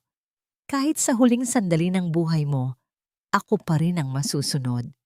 Ang pirma mo ang magsisilbing susi para sa kalayaan ko. At ang iyong kamatayan ang magiging premyo ng aking pagtitiis. Ang boses ni Vanessa ay tila isang malupit na bulong sa gitna ng katahimikan ng silid. Hawak niya ang kanang kamay ni Rafael, pinupunasan ang hinlalaki nito ng maitim na tinta. Ang bawat haplos niya ay walang bakas ng pagmamahal, kundi purong kasakiman. Sa kabilang dako ng pinto, hindi napansin ni Vanessa na nakatayo si Doña Aurora. Ang kanyang kamay ay nakatakip sa kanyang bibig upang pigilan ang isang malakas na hikbi. Narinig ng matanda ang lahat. Narinig niya kung paano siya tinawag ni Vanessa na matandang ulyanin. Sa isang tawag sa telepono kay Rico, ilang minuto lang ang nakalipas. Narinig niya ang plano nitong ibenta ang mansyon at iwanan si Rafael sa isang pasilidad kung saan dahan-dahan itong papatayin. Ang bawat salita ni Vanessa ay tila isang dambuhalang alon na humampas sa dangal ni Doña Aurora na nagpaguho sa lahat ng kanyang maling paniniwala. Dahan-dahang lumayo si Doña Aurora mula sa pinto. Ang kanyang mga hakbang ay mabigat at puno ng pagsisisi. Naalala niya ang mukha ni Lina, ang mga mata nitong puno ng katapatan na kanyang minalit at kinutya. Naalala niya kung paano niya pinaniwalaan ang mga kasinungalingan ni Vanessa kaysa sa malasakit ng isang dalagang walang ibang hangad kundi ang kaligtasan ng kanyang anak. Sa loob ng selda, narinig ni Lina ang pagbukas ng mabigat na pintong bakal. Inakala niyang oras na para sa kanyang paglilipat sa bilibid, ngunit nanlaki ang kanyang mga mata nang makita ang figurang nakatayo sa harap ng rehas. Si Doña Aurora, ang reyna ng mga Alonso, ay naroon, hindi upang mangutya, kundi may mga matang puno ng luha at pagpapakumbaba. Lina, bulong ng matanda, ang kanyang tinig ay nanginginig. Patawarin mo ako. Naging bulag ako sa katotohanang nasa harap ko na pala. Hindi nakapagsalita si Lina. Lumapit siya sa rehas at hinawakan ang mga kamay ng matanda. Sa sandaling iyon, ang agwat ng yaman at dugo ay nawala. Ang tanging nanatili ay ang dalawang babaeng nagmamahal sa iisang lalaki. Ang isa bilang ina at ang isa bilang tapat na nagmamalasakit. Kailangan nating iligtas si Rafael, Lina, pagpapatuloy ni Doña Aurora habang mabilis na nilalagdaan ang mga papeles para sa piyansa ng dalaga. Ngayong gabi, balak siyang ilipat ni Vanessa sa Tagaytay. Kapag nangyari iyon, hindi na natin siya makikita pang muli. Matapos ang mabilis na proseso, lumabas ang dalawa mula sa presinto. Naghihintay sa labas si Attorney Manuel, hawak ang mga dokumentong magpapatunay sa lason na inihahalo ni Nurse Nora. Ang gabi ay tila isang karera laban sa oras. Ang bawat segundo ay mahalaga. Nang makarating sila sa tapat ng mansyon, nanlamig ang dugo ni Lina. Sa harap ng malaking gate, nakaparada ang isang ambulansya na walang plaka. Nakita nila ang ilang mga lalaki na may bitbit na stretcher, dahan-dahang pumapasok sa loob ng bahay. "Huli na ba tayo?" tanong ni Doña Aurora. Ang kanyang boses ay halos mawalan ng lakas. "Hindi po," sagot ni Lina. Ang kanyang mga mata ay nagniningas sa bagong tuklas na katapangan. "Hindi ko hahayaang mawala siya ng ganoon na lamang." Ngunit sa itaas ng balkonahe, nakatayo si Vanessa. Suot ang kanyang itim na coat at hawak ang kanyang maleta. Nakita niya ang sasakyan ni na Doña Aurora at Lina sa ibaba. Isang mapanuring ngiti ang gumuhit sa kanyang mga labi. Alam niyang wala nang magagawa ang mga ito dahil hawak na niya ang lahat ng pirmadong dokumento. Sa loob ng silid, ang mga lalaki ay nagsimula nang buhatin si Rafael, ngunit sa ilalim ng katahimikan ng kanyang katawan, naramdaman ni Rafael ang pagdating ni Lina. Ang init ng presensya ng dalaga ay tila isang apoy na nagbigay ng lakas sa kanyang buong kalamnan. Isang malakas na kalabog ang narinig mula sa loob ng silid nang aksidenteng masagi ng isa sa mga lalaki ang oxygen tank ni Rafael. Ngunit hindi yun ang dahilan ng kanilang paghinto. Ang tunay na dahilan ay ang kamay ni Rafael. Ang kamay na dapat ay walang buhay, na biglang kumapit ng mahigpit sa braso ng lalaking bumubuhat sa kanya. Ang bawat hakbang ng pagtataksil ay may katumbas na dulo, at sa gabing ito, ang huling hapunan ng iyong mga kasinungalingan ay pagsasaluhan nating lahat sa ilalim ng iisang bubong. Nanigas ang buong silid nang makita ang kamay ni Rafael na nakabaon ng mga daliri sa braso ng lalaking bumubuhat sa kanya. Ang puti ng kanyang mga bukaka ay tila nagniningas sa ilalim ng liwanag, isang patunay ng puwersang nagmula sa galit na matagal na niyang kinimkim. Isang marahas na tunog ng pagkabigla ang kumawala sa mga lalaki at dahan-dahan nilang ibinaba si Rafael sa kama. Takot na tila ba nakakita sila ng isang bangkay na muling nabuhay. "Ano yan? Isang spasm lang yan!" Sigaw ni Vanessa mula sa pintuan. Ang kanyang boses ay nanginginig sa takot na pilit niyang itinatago sa likod ng galit. "Nora, turukan mo siya ng pampakalma. Ngayon na." Ngunit bago pa man makahakbang si Nurse Nora, bumukas ang pinto ng malakas at pumasok si Doña Aurora. Kasunod si Lina at Attorney Manuel. Ang presensya ng matanda ay tila isang dambuhalang pader na humarang sa plano ni Vanessa. Ang tunog ng kanyang baston sa sahig ay tila bawat tibok ng hustisya na papalapit. "Walang gagawin ang nurse na yan, Vanessa." Ang malamig na tinig ni Doña Aurora ay umalingaw-ngaw sa buong silid. "Dahil ang tanging lugar na pupuntahan niya ay ang presinto, kasama ka." Tumawa si Vanessa, isang tunog na puno ng desperasyon habang itinaas niya ang mga papeles na hawak niya. "Mama, nahihibang na ba kayo? Hawak ko ang power of attorney. Akin na ang kumpanya. Akin na ang bahay na ito. Kayo ang dapat lumayas dito." Lumingon si Attorney Manuel at naglabas ng isang recorder. "Ang mga dokumentong yan ay walang silbi, Vanessa. Dahil napatunayan na namin na ang gamot na ibinibigay niyo kay Rafael ay lason. At ang bawat pag-uusap niyo ni Rico, lahat ay nakarecord sa surveillance system na matagal nang inilagay ni Rafael bago pa ang aksidente." Nanlamig ang mukha ni Vanessa. Tumingin siya kay Rafael at sa unang pagkakataon, Nakita niyang dahan-dahang idinilat ng lalaki ang kanyang mga mata. Hindi ito ang mga mata ng isang taong walang malay. Ito ang mga mata ng isang hukom na handang magbigay ng parusa. Lina, mahinang bulong ni Rafael. Ang kanyang boses ay paos at tila nanggagaling sa kailaliman ng kanyang kaluluwa. Naiyak si Lina sa tuwa. Lumapit siya sa tabi ni Rafael at hinawakan ang kanyang kamay. Narito po ako, Don Rafael. Hindi po ako umalis. Dahil sa matinding inggit at galit, nawala ang huling katinuan ni Vanessa. Hindi. Hindi niyo ako matatalo. Akin ang lahat ng ito. Ikaw, na isang hamak na katulong, wala kang karapatang hawakan ang lalaking nagbigay sa akin ng lahat ng luho. Mabilis na sumugod si Vanessa patungo kay Lina. Itinaas niya ang kanyang kamay upang ibuhos ang lahat ng kanyang puot sa pamamagitan ng isang malakas na sampal. Ang hangin ay tila tumigil sa pag-ikot habang papalapit ang kanyang palad sa mukha ni Lina. Ngunit bago pa man dumampi ang kanyang balat, isang matatag at malakas na kamay ang humarang sa hangin. Ang kamay ni Rafael ay mabilis na humablot sa pulso ni Vanessa. Ang kanyang hawak ay kasing tigas ng bakal. Huwag mong susubukang hawakan ang babaeng nagligtas sa buhay ko.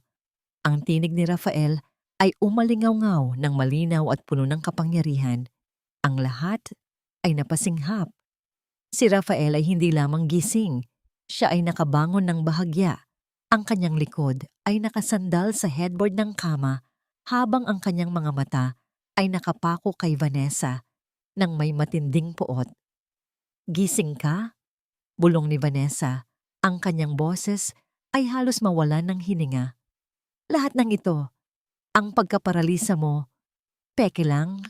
Hindi lahat ay peke, Vanessa. Sagot ni Rafael habang dahan-dahang binitawan ang pulso ng babae nang may pandidiri. Ngunit ang tanging peke sa silid na ito ay ang pag-ibig na ipinangako mo sa akin. Mula sa labas, narinig ang malakas na wangwang ng mga sasakyan ng pulis na papasok sa bakuran ng mansyon. Welcome. Ang bawat hakbang ng katotohanan ay tila isang dambuhalang kanyon na nagpapaguho sa kastilyo ng iyong mga kasinungalingan. Vanessa, ang tinig ni Rafael ay hindi na ang mahinang bulong na narinig kanina. Ito ay isang boses na puno ng awtoridad, ang boses ng isang leon na matagal na nagmasid at ngayon ay handa ng sumakmal. Sa kabila ng panghihina ng kanyang mga binti, pilit na tumayo si Rafael mula sa kanyang kama. Ang bawat sentimetro ng kanyang pag-angat ay tila isang himala sa paningin ni Lina.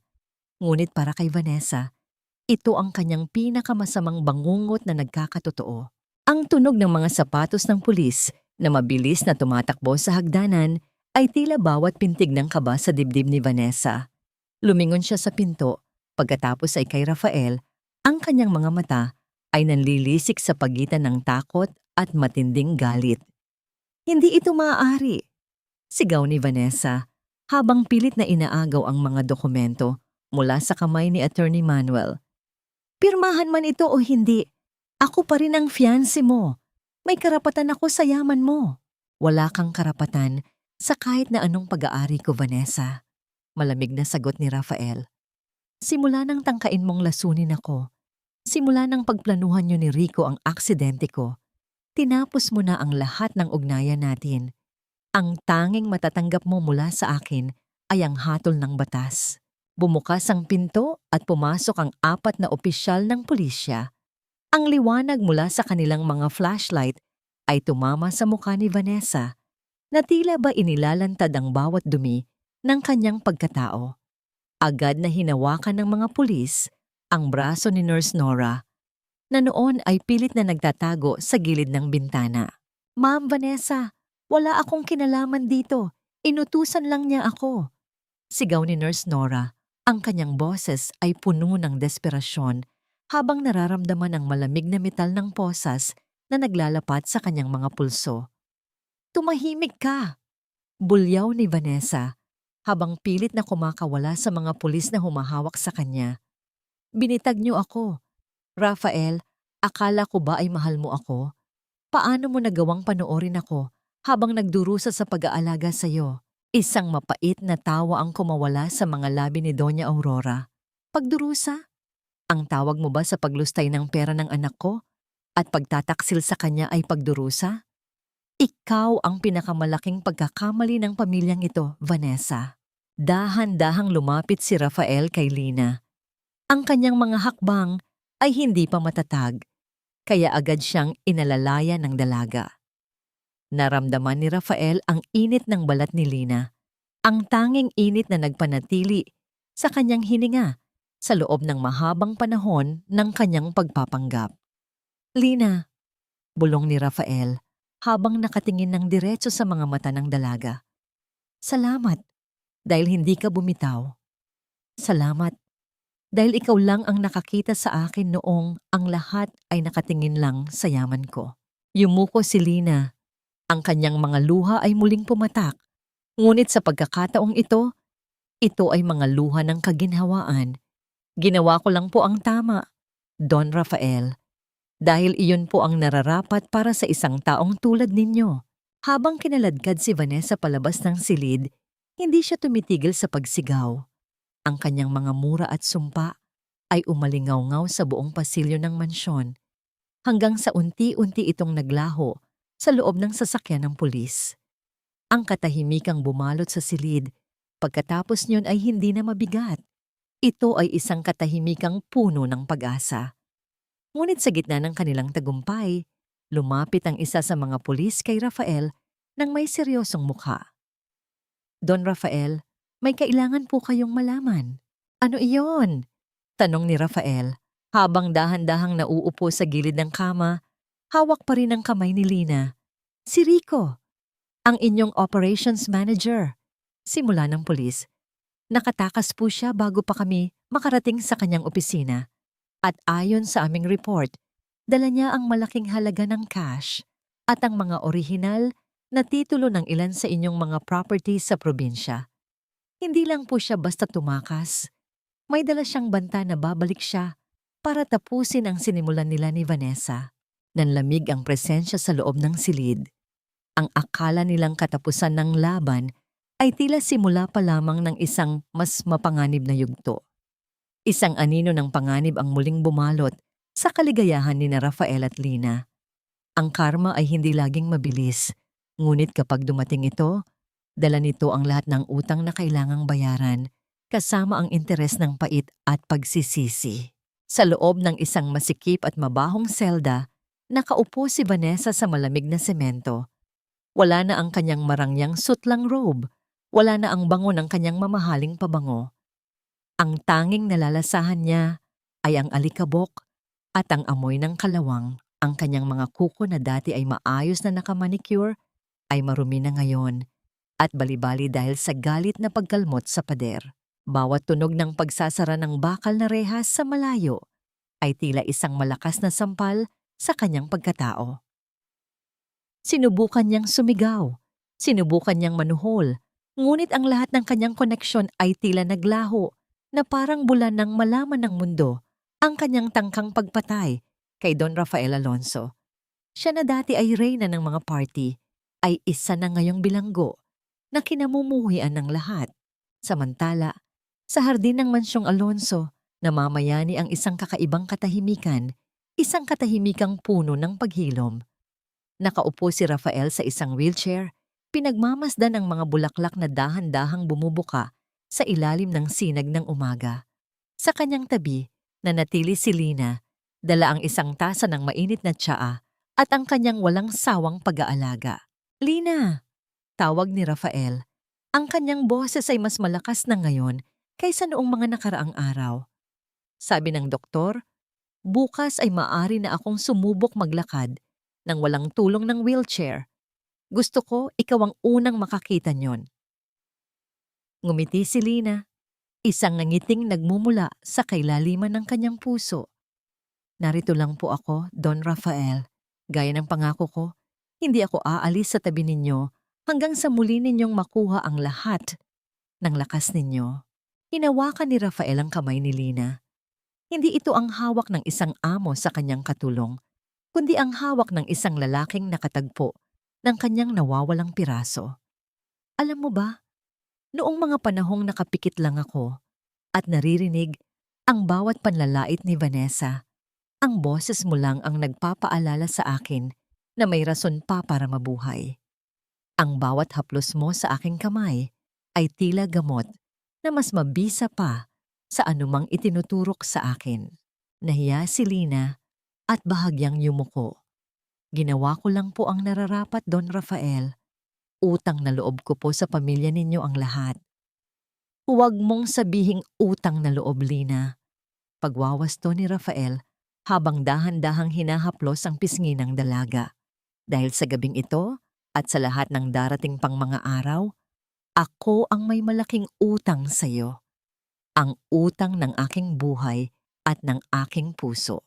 Ang kanilang sandali ay muling nabalot ng init ng damdamin, isang kilig na hindi kailangan ng maraming salita.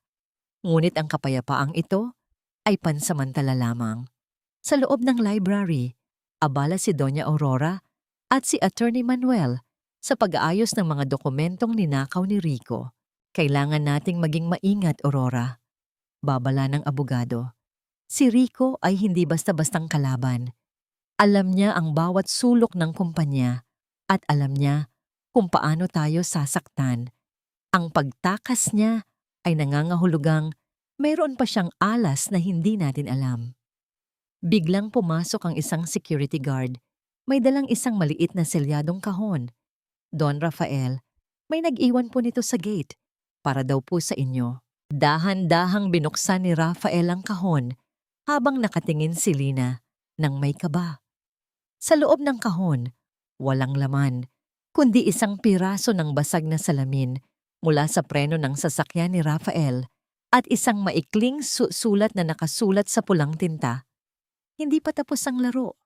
Ang kinuha ko ay ibabalik ko sa paraang hindi ninyo makakalimutan. Nanlamig ang buong katawan ni Lina.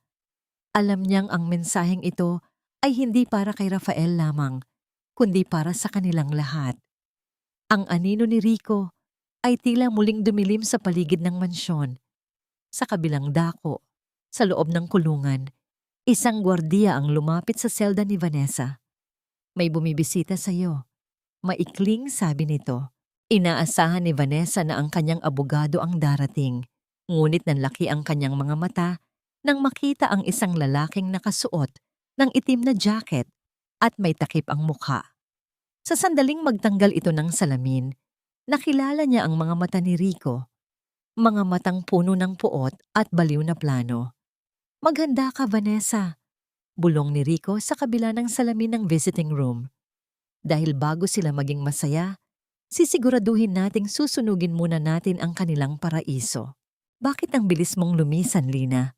Kung kailan natutunan na ng aking mga paa ang maglakad patungo sa'yo. Ang tanong na yon ay tila isang sugat na pilit ibinubulong ni Rafael sa loob ng bakanteng silid ni Lina. Ang kama ay maayos na nakatupi. Ang maliit na cabinet ay bukas at wala ng laman. At ang tanging naiwan ay ang amoy ng sampagitan na palaging suot ng dalaga. Sa ibabaw ng mesa, may isang piraso ng papel na may sulat kamay na tila binasa na ng mga luha. Nakasulat doon ang mga huling salita ni Lina. Don Rafael, tapos na po ang aking tungkulin. Ang utang na loob ko ay bayad na at ang pananatili ko ay magdadala lamang ng panganib sa inyo. Huwag niyo na po akong hanapin.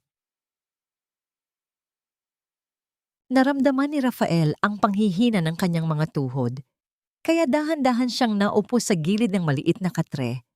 Ang bawat sulok ng silid na ito ay nagpapaalala sa kanya ng mga gabing si Lina lamang ang tanging liwanag sa kanyang kadiliman. Ngayon na nakakatayo na siya, ngayon na kaya na niyang hawakan ang kamay ng dalaga nang may lakas, saka naman ito nawala. Ang sakit ng pagkawala ni Lina ay mas matindi pa sa anumang pinsalang natamo niya sa aksidente. Pumasok si Doña Aurora sa silid. Ang kanyang mukha ay puno ng pagsisisi habang nakatingin sa kanyang anak. Rafael, hayaan mo na siya. Marahil ay tama si Lina. Hindi siya nababagay sa mundong ito at mas payapa ang buhay niya sa malayo. Hindi, Mama, sagot ni Rafael. Ang kanyang tinig ay puno ng matinding determinasyon habang dahan-dahan siyang tumatayo gamit ang kanyang baston. Mali kayo. Ako ang hindi nababagay sa mundong wala siya. Ang yaman natin, ang mansyong ito, lahat ng ito ay walang saysay kung wala ang nag-iisang babaeng tumingin sa akin bilang tao, hindi bilang isang negosyo. Sa kabila ng banta ni Rico, hindi nag-atubili si Rafael. Ipinahanda niya ang kanyang sasakyan at tinahak ang mahabang daan patungo sa probinsya ng Quezon, sa maliit na nayon kung saan lumaki si Lina. Ang biyahe ay tila walang katapusan. Ang bawat kilometro ay puno ng kaba at panalangin. Nang makarating siya sa paanan ng bundok, ang daan ay naging maalikabok at masikip. Itinigil ni Rafael ang sasakyan sa gilid ng isang malawak na bukirin. Doon, sa ilalim ng nag-aapoy na sikat ng araw, nakita niya ang isang pamilyar na anino. Isang babaeng nakasuot ng luma at kupas na baro. May bitbit na 2 timba ng tubig mula sa sapa. Dahan-dahang bumaba si Rafael mula sa sasakyan. Ang tunog ng kanyang baston na tumatama sa tuyong lupa ay tila isang ritmong tumitibok sa gitna ng katahimikan ng bukid. Napahinto si Lina. Dahan-dahan siyang lumingon at ang mga timba ng tubig ay nalaglag mula sa kanyang mga kamay dahilan upang mabasa ang tuyong lupa sa kanyang paligid. Hindi makapaniwala si Lina.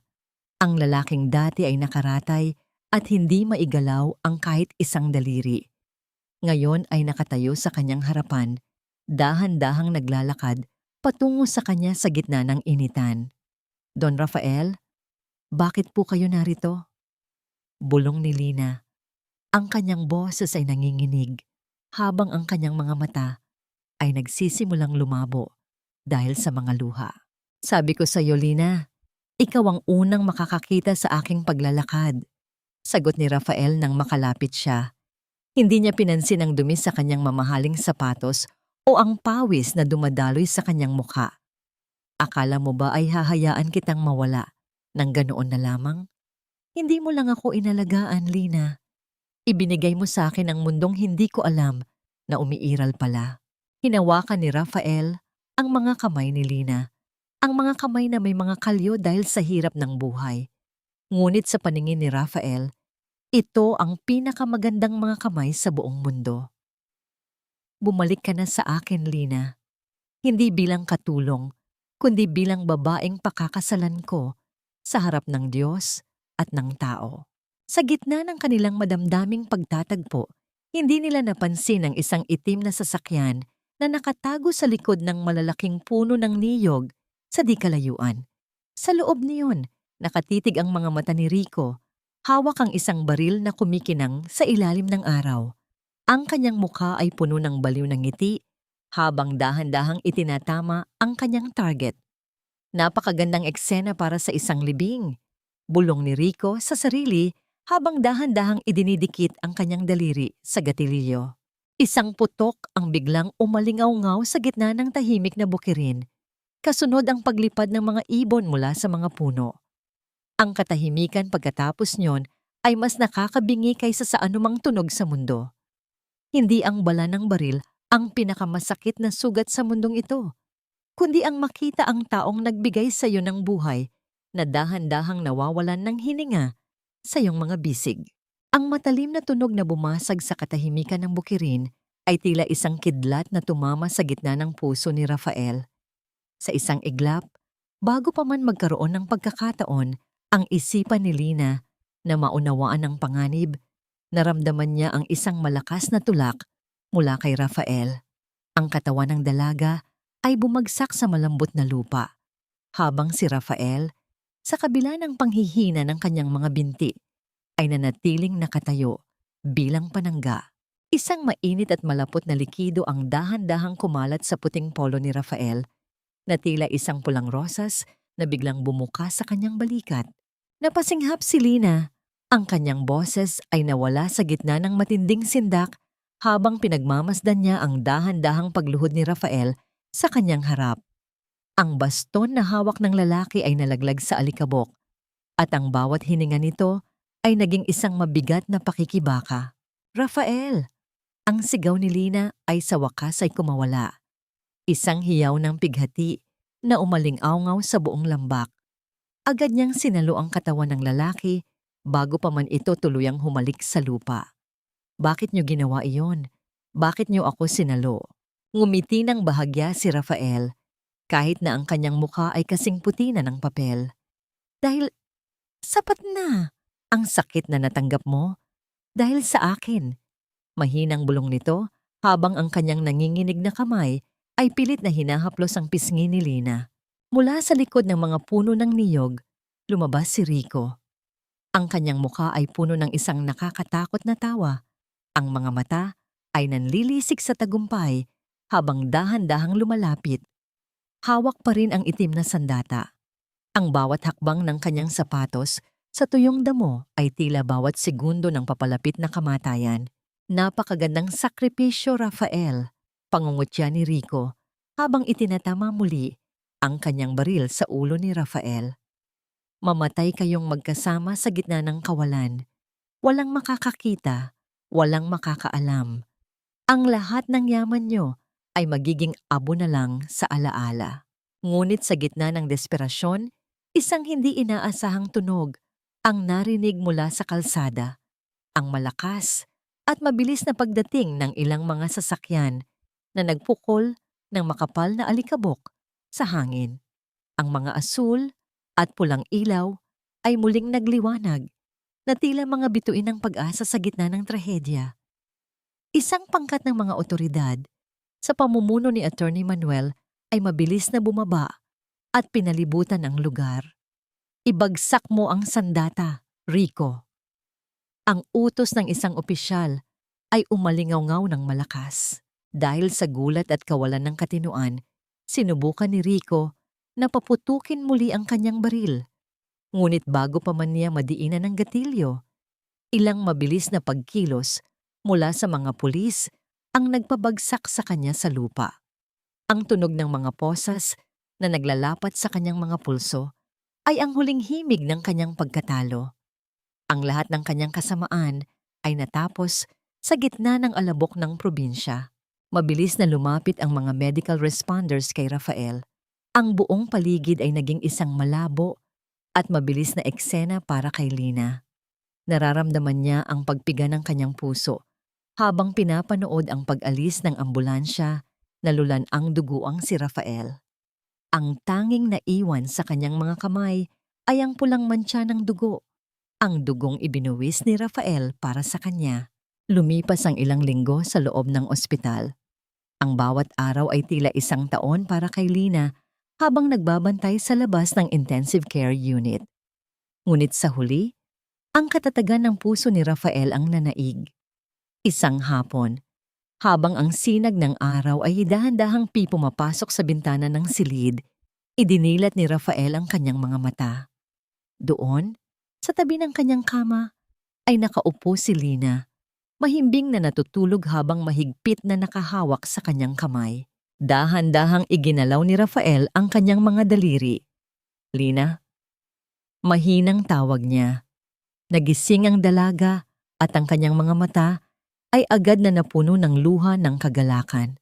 Don Rafael, salamat sa Diyos. Gising na kayo. Sabi ko sa iyo, hindi kita iiwan, bulong ni Rafael habang pinipilit na umupo ng bahagya. Lina, ang lahat ng bagyong pinagdaanan natin, tapos na. Wala nang magtatangkang saktan tayo muli. Ang tanging natitira na lang ay ang pangako ko sa iyo. Mula sa ilalim ng kanyang unan, kinuha ni Rafael ang isang maliit na pelus na kahon. Binuksan niya ito at bumungad ang isang simpleng singsing na ginto. Hindi marangya, hindi katulad ng mga ibinigay niya kay Vanessa. Ngunit ito ay may nakaukit na mga salita ng katapatan. Lina, hindi ka na magiging katulong sa mansyong ito. Ikaw ang magiging reyna ng aking buhay. Pakakasalan mo ba ako? Tumango si Lina habang ang kanyang mga luha ay patuloy na dumadaloy sa kanyang mga pisngi. Isang matamis na oo ang kanyang binigkas. Isang salitang nagtapos sa lahat ng pait at nagbukas sa isang kinabukasang puno ng pag-ibig. Ang bawat pagsikat ng araw sa bintana ng mansyong Alonso ay hindi na nagdadala ng lamig ng pag-iisa, kundi ang init ng isang tahanang puno ng pagmamahalan at kapayapaan. Wala na ang amoy ng lason at gamot na dating bumabalot sa bawat pasilyo. Ngayon, ang halimuyak ng mga sariwang bulaklak mula sa hardin at ang amoy ng masarap na kape ang nagigising sa diwa ng bawat isa. Ang mansyong dati ay tila isang gintong hawla ay isa na ngayong paraiso ng katotohanan.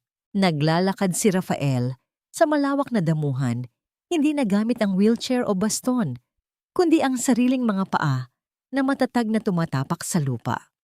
Sa kanyang tabi, nananatili si Lina, suot ang isang simpleng puting bestida na nagpapatunay ng kanyang bagong katayuan bilang asawa ni Don Rafael Alonso. Ang kanilang mga daliri ay magkahawak ng mahigpit, isang pagkakapit na hindi na kailanman matitibag ng anumang bagyo ng tadhana. Huminto sila sa harap ng isang maliit na gazebo kung saan naghihintay si Doña Aurora. Ang matanda ay nagbago na rin. Ang kanyang mga mata ay wala ng bahid ng panghahamak, kundi purong pagmamahal at pagtanggap. Nang lumapit si Lina upang magmano, marahang hinawakan ni Doña Aurora ang kanyang mukha at hinalikan siya sa noo. Isang bendisyon na higit pa sa anumang yaman na maaaring ibigay ng mundo. Salamat, Lina, dahil ikaw ang nagturo sa pamilyang ito na ang tunay na dangal ay hindi nasusukat sa taas ng pangalan, kundi sa lalim ng malasakit. Mahinang sabi ni Doña Aurora, ang kanyang boses ay puno ng katapatan. Tungkol naman sa mga taong nagtangka sa kanilang buhay, ang hustisya ay tuluyan ng nanaig. Si Vanessa at Rico ay nagdurusa na sa loob ng rehas na bakal, binabayaran ang bawat sentimo ng kanilang kasamaan sa pamamagitan ng panghabambuhay na pagkabilanggo. Ang kanilang mga pangalan ay naging isang babala na ang kasakiman ay walang ibang hantungan kundi ang madilim na hukay ng pagsisisi. Napatawad na ba sila ni Rafael? Ang pagpapatawad ay hindi nangangahulugang kinalimutan na niya ang sakit, kundi ang pagpili na huwag nang hayaang lasunin ng puot ang kanyang hinaharap. Sa bawat gabi na mahimbing siyang natutulog sa piling ni Lina, alam ni Rafael na ang pinakamalaking tagumpay niya ay hindi ang pagbawi sa kanyang kumpanya, kundi ang pagtuklas sa isang pusong handang manatili kahit wala na siyang maibigay. Nahanap na nila ang tunay na kapayapaan. Ang buhay ni Rafael at Lina ay naging isang kwento ng pag-asa para sa lahat. Isang patunay na sa gitna ng mundong mapanlinlang, ang katapatan ang mananatiling pinakaminingning na ginto. Sa huli, ang pag-ibig na nagsimula sa isang tahimik na paglilingkod ay naging isang dakilang sumpaan na magtatagal hanggang sa huling pintig ng kanilang mga puso. Ang aral na may iwan sa bawat tagapakinig ay simple ngunit malalim. Huwag mong husgahan ng isang tao base sa kanyang panlabas na anyo o katayuan sa buhay, dahil ang pinakamahalagang kayamanan ay nakatago sa loob ng isang pusong tapat. Ang pag-ibig ay hindi bulag. Ito ang tanging nagbibigay sa atin ng kakayahang makita ang tunay na halaga ng bawat isa sa kabila ng lahat ng balat kayo.